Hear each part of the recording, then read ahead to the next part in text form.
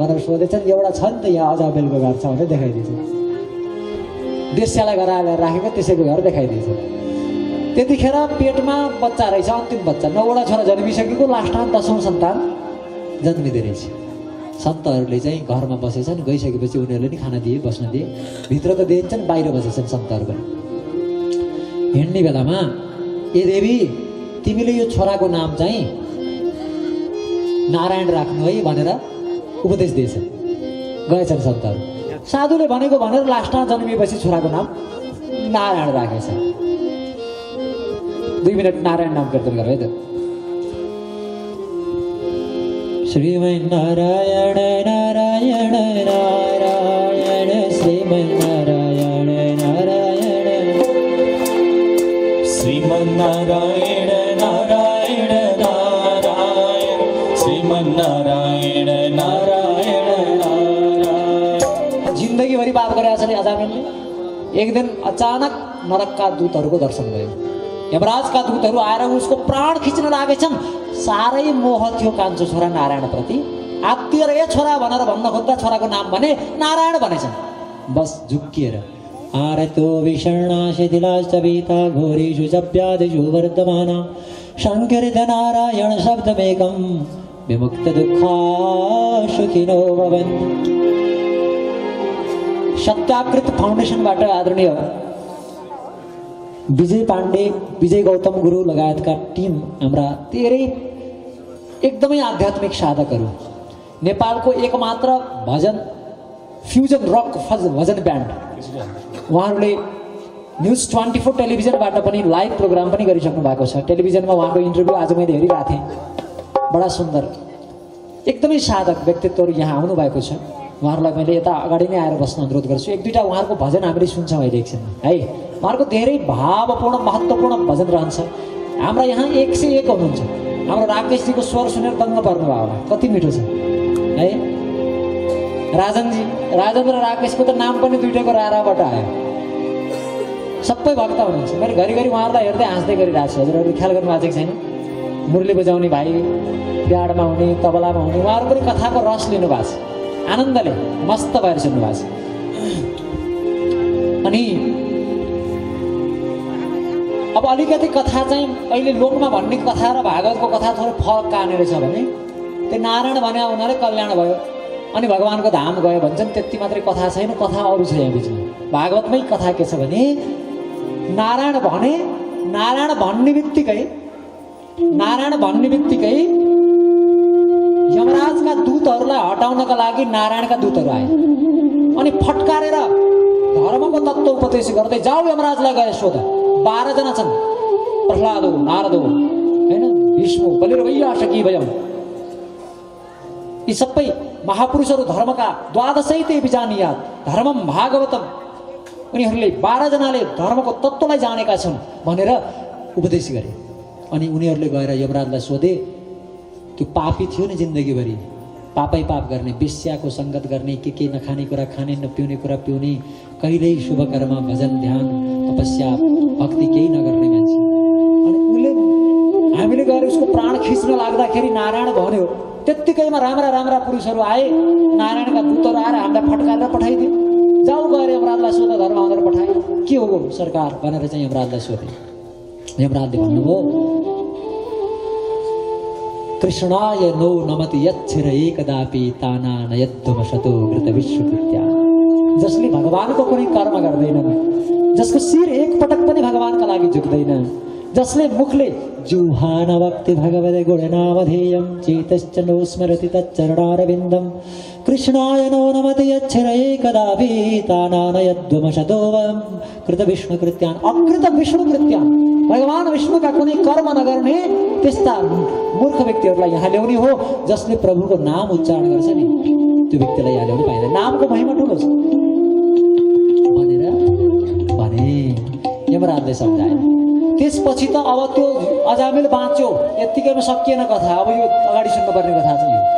अजामिल बाँचेपछि उसले के देख्यो भने नारायण नाम अर्कै भावले उच्चारण गर्दाखेरि पनि है, अर्कै भावले, भावको भाव अलशालक हो नाम जपत मंगल दिशि दशः सांकेत्यम पारिहास्यम वास्तवम हेलनमेव वा वैकुंठ नाम ग्रहणात् अशेषा गहरम विदु। अरूलाई संकेत गरेर हाँसेर राम राम भनेर के हुन्छ? स्तोभम, गीत गाउँदा पाद पूर्ण गर्न, पुरा गर्नलाई भनेर बिचमा हरि हरि राम राम यस्ता यस्ता भनेर स्तोभम, हेलनम हेला गरेर पनि यदि वैकुण्ठको नामको ग्रहण गर्छ जीवले भने अशेषा गहरम विदु। नाम जप नछोड्नुहोस् भनेको मैले हजुरहरूलाई भन्न खोजेको कुरा चाहिँ बस्दा पनि नाम जप चलिरहोस्, भगवानको मन्त्र चलिरहोस् है। नामको महिमा धेरै ठुलो छ, धेरै ठुलो, धेरै ठुलो। अनि त्यसपछि त अजामिललाई होस आयो, मैले जिन्दगीभरि पाप गरेँ, एउटा नाम उच्चारण गर्दा मलाई यमराजका दूतहरूबाट देवदूतहरूले बचाए, नारायणका पार्षदहरूले बचाए। अब म घर छोडेर साधना गर्न जान्छु भनेर त्यहाँबाट पनि हरिद्वार गए। कहाँ गए गरे? हरिद्वार। त्यतिखेर त्यहाँ धेरै मन्दिरहरू बनेको कुराको उल्लेख छ भागवतमा। कति दिन बसे भन्दाखेरि 13 दिन, उनको प्राण 13 दिन रह्यो। त्यहाँ गएर ध्यान गरे, तपस्या गरे, भगवानको ध्यान गरेर प्रायश्चित गरेर आगोमा आफूले गरेको पाप कर्मको प्रायश्चित गर्दै आगोमा जल्दै मनले तडपिएर भगवानको भक्ति गरे।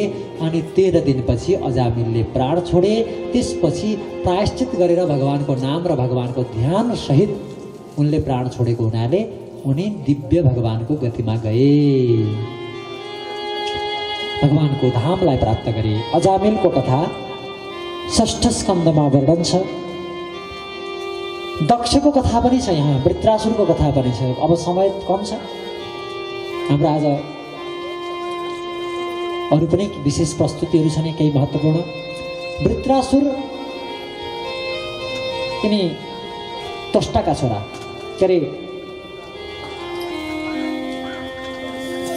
पहिला विश्वरूप थिए दाई। इन्द्रले आचार्य बनाएर राख्दाखेरि देवताले देख्दाखेरि देवतालाई दिने माउली असुर कुलका रहेछन्। देवता नजिक नभएको बेलामा इदम आफ्ना माउलीहरू असुरहरूको नाम लिएर तिनीहरूलाई नममा भन्दै दिँदै गर्दा रहेछ। इन्द्रले थाहा पाएपछि घाँटी वध गरिदिए, हत्या गरिदिए। 3टा टाउका थियो, त्यसैबाट तित्रो आदिहरू प्राकट्य भएको प्रसङ्ग यहाँ भागवतमै छ। कपिञ्जल तित्तिर भनेको छ, तैत्तिरीय संहिता तित्रोको रूपबाट प्रकट भएको। अनि अन्तमा मेरो छोराको वध इन्द्रले गर्यो, यसलाई मार्ने छोरा जन्माउँछु भनेर इन्द्र शत्रुर विवर्धस्व माचिरम जहि विद्विषम। मन्त्र के भने? इन्द्र शत्रुर विवर्धस्व, यज्ञ गरे इन्द्रको शत्रुको वर्धन होस्, जसले छिटै इन्द्रलाई नाश गरोस् भनेर भने। तर इन्द्र शत्रु भन्ने शब्द चाहिँ तत्पुरुष र बहुव्रीहिमा दुईटाले अलग अलग अर्थ दिन्छ। यो अब व्याकरणको कुरा हो, सजिलो छ बुझ्न पनि केही गाह्रो छैन। इन्द्र शत्रु यस्य, इन्द्र नै मार्नेवाला जसको बहुव्रीहिमा इन्द्र शत्रु यस्य हुन्छ, तत्पुरुषमा इन्द्र से शत्रु इन्द्र से हन्ता, इन्द्र से शत्रु इन्द्र से हन्ता। तत्पुरुष अर्थ आएको भए इन्द्रलाई मार्नेवाला हुन्थ्यो, बहुव्रीहि आएको हुनाले इन्द्रबाट मर्ने आउने भयो। मन्त्रोच्चारणको उदात्त अनुदात्त स्वरितको प्रक्रिया नमिल्या हुनाले पाणिनीय सूत्रमा के लेखा छ भने बहुव्रीहौ प्रकृत्या पूर्वपदम भन्ने सूत्र छ। बहुव्रीहिमा प्रकृतिको पूर्व पदमा उदात्त, अब उनले अन्तोदात्त गरेर पढिदियो, तत्पुरुष भइदियो। तत्पुरुष हुने बित्तिकै त्यसको के अरे तत्पुरुष भयो, बहुव्रीहि भयो। अनि त अन्तोदात्त गर्नुपर्ने ठाउँमा आदि उदात्त गरिदिएछन्। बहुव्रीहौ प्रकृत्या पूर्वपदम, पूर्व पदमा उदात्त गरेर पढिदियो। त्यसको फल के भयो भने इन्द्रले मार्ने के अरे इन्द्रलाई मार्ने नजन्मिएर इन्द्रबाट मर्ने जन्मियो। यज्ञ गरेको इन्द्रलाई मार्ने छोरा जन्माउनु उल्टो भइदियो, उच्चारण ठिकसँग नगरेर। सकाम यज्ञ गर्दा विधि पुरा गर्यो भने बल्ल फल पाइन्छ, नभए वैदिक यज्ञलाई राम्रोसँग विधि गरिएन भने पाइँदैन, उल्टो पनि हुन्छ। त्यही उदाहरण यहाँ हो। वृत्रासुरको जन्म भयो अनि उसले यो सबै देवलोकको सबै साम्राज्य हरण गरेर सबैलाई आफ्नो अधीनमा राख्यो। देवताहरू जति सबै रुँदै भगवान श्रीहरिको शरणमा गए। हरि शरणं प्रभु हरि शरणं प्रभु हरि शरणं प्रभु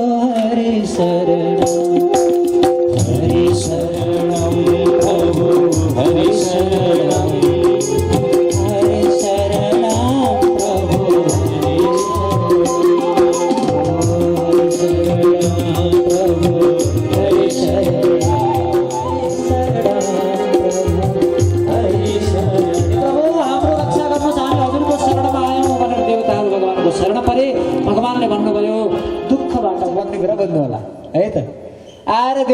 नारायण ऋषिको दधिचीको प्रशंसा गरे। बस दधिचीले त उदार थिए, करुणाका खानी थिए।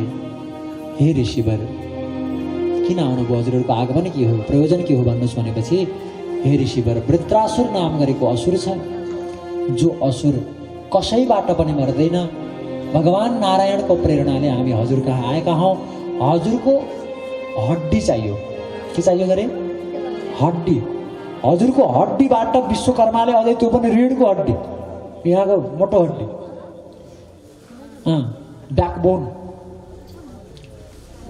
त्यसैबाट विश्वकर्माले वज्रको निर्माण गर्नेछ। त्यो वज्रबाट बल्ल वृत्रासुरको नाश हुन्छ। हामीलाई थाहा छ हजुरले हामीलाई हड्डी दिने भनेको प्राण त्याग गर्नु हो, मर्नु हो, तर उपाय केही देखिएन। सारा देवता, सारा मनुष्यहरू, सारा प्राणीहरू दुखी छन्। सबै आफ्नो साम्राज्य च्युतबाट भएर गुफा कन्दरामा रोएर भगवानसँग प्रार्थना गरिरहेका छन्। दधिचीले के भने सुन्नुहोस्, अनित्य शरीर एक दिन त्यसै पनि मर्ने हो। यदि अर्काको उपकार गरेर मर्न पाए, आफै कालगतिले मर्ने यो शरीर, यो विनाशी शरीर, यो अनित्य शरीर, यो नश्वर शरीर यदि मर्दा पनि कसैको भलो गर्न सकिन्छ भने मेरो लागि त्योभन्दा ठुलो सौभाग्यको अर्को कुरा हुन सक्दैन। हे देवताहरू, चिन्ता नगर, ममा योगको विद्या छ। मैले जन्म मैले तपस्याबाट देखेको छु। मैले एउटा यो शरीरलाई तिमीहरूको हितको लागि, कल्याणका लागि मैले छोडिदिन्छु। तिमीहरूले केही गर्नु पर्दैन। मैले आफ्नै योग बलबाट शरीरलाई छोडिदिन्छु। मेरो शरीरलाई जङ्गली जन्तुहरूले चाटेर हड्डी मात्रै बनाइदिन्छन्। अनि यो शरीरको हड्डीलाई विश्वकर्मालाई दिनु अनि यसबाट वज्रको निर्माण गर्नु। अहिले देवताहरूका जति पनि अस्त्र शस्त्र छन् सबै ती विश्वकर्माले यिनै दधिचीको हड्डीबाट बनाएको भन्ने कुरा गणेश पुराणमा लेखा छ। अनि जङ्गली गाई हुन्थे, अर्कै गाई हो, ग्रन्थहरूमै आएको छ। अनि दधिचीले सोचे, म मरेर पनि कसैको भलो र उपकार हुन्छ भने म मर्न तयार छु।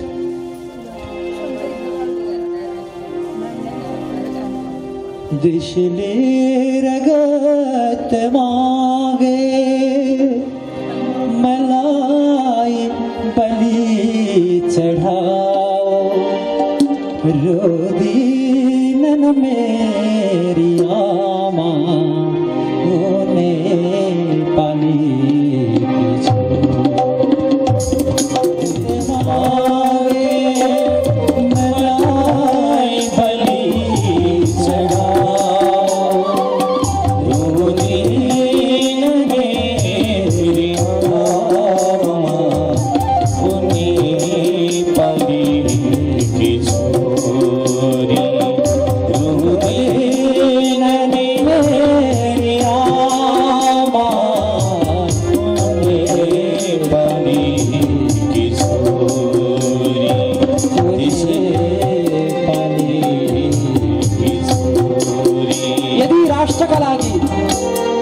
यदि देशका लागि, यदि समाजका लागि, यदि सज्जनहरूको रक्षाका लागि मर्नुपर्छ भने म हाँसी हाँसी फाँसीमा चढ्न गएँ।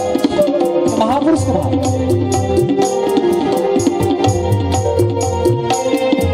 त्यसैले दधिचीले आफ्नो जीवन बलिदान गरेथे। केही महापुरुष त्यस्ता छन् जसले कर्णस्त्वचं शिबिरमांसं जीवं जीमूतवाहनः ददौ दधीचिरस्थीनेनास्त्यदेयं महात्मना। कर्णले कवच दिए, शिबिले शरीर टुक्रा गरेर आफ्नो मासुको दान गरे। कथा सुन्नु भएको छ नि, इन्द्र र अग्निले शिबिको परीक्षा गर्नलाई बाज र परेवा भएर आए। काखमा आएर परेवाले मलाई बचाउनुहोस् महाराज भन्यो। शरणमा आएकोलाई मार्नु भएन, फेरि कुनै प्राणीलाई मार्न पनि दिनु भएन। परेवाले मलाई बचाउनुहोस् भन्छ, बाजले भन्छ मेरा छोराछोरी भोकै छैन, अरू त केही खाँदैनौँ, यसलाई खान पाइएन हामी मर्छौँ। अब के गर्नु? राजाले सोचे कुनै अरू प्राणीलाई मारेर दिँदा पनि हत्या हुन्छ, हिंसा हुन्छ। बरु मैले मेरै शरीर दिन्छु, परेवा बराबरको तौलो मैले मेरो शरीरलाई टुक्रा गरेर दिएँ भने मान्छौ? हुन्छ। देवताहरू परीक्षा गर्न गएका थिए, हात काटेर राखिदिए। त्यो परेवा त देवता थिए फेरि, भारी भयो, हातले पुगेन, पाउ काटे, काट्न मिल्ने जति काटे। अन्तमा पुगेन भनेर शिरच्छेदन गर्न ठिक्क घाँटी नै टुक्रा गर्न तयार भएका थिए, एउटा जीवको रक्षाका लागि, एउटा परेवाको जीवन बचाउनका लागि। राजा शिवले त्यो बेला देवताहरू अग्नि र इन्द्र प्रकट भए। भो महाराज, अब हामीले हजुरको योभन्दा धेरै ऋण तिर्न सक्दैनौँ। हजुरको उदारता, हजुरको त्याग, हजुरको बलिदान महान छ। अमृत छर्किएर भर्खरै जीवित गराइदिए, भर्खरै जस्ताको तस्तै गराइदिए देवताहरू। त्यस्तो विद्या हामी कहाँ छ? शरीर टुक्रा टुक्रा बनाएर उत्तिखेरै जोडेको कथा पनि हामी कहाँ छ? कति महान विद्या हाम्रा ऋषिहरूसँग थियो। त्यस्ता उदार, एउटा प्राणीलाई बचाउन आफ्नो शरीर टुक्रा गर्न सक्ने, कसैको प्राणको रक्षा गर्नका लागि आफू मरेर अस्थि दिन सक्ने, कसैको भलोका लागि आफ्नो शरीरको छाला काटेर कवच दिन सक्ने त्यस्ता महापुरुषहरूका सन्तान हो हामी। हामी अर्कालाई मारेर किन बाँच्ने? हामीले अर्काका लागि जीवन दान दिनुपर्छ। दधिचीले प्राण समर्पण गरे, त्यसपछि त्यसैबाट वज्र बन्यो। त्यही वज्र प्रहारबाट वृत्रासुरको नाश हुन्छ। वृत्रासुरले मर्ने बेलामा भगवानको ध्यान गरेका छन्। अहम हरे तव पादैकमौल दाशानुदासो भवितास्मि भूय मनश्वरी दाशुपदेर्गुणास्ते गणितवाक्कर्म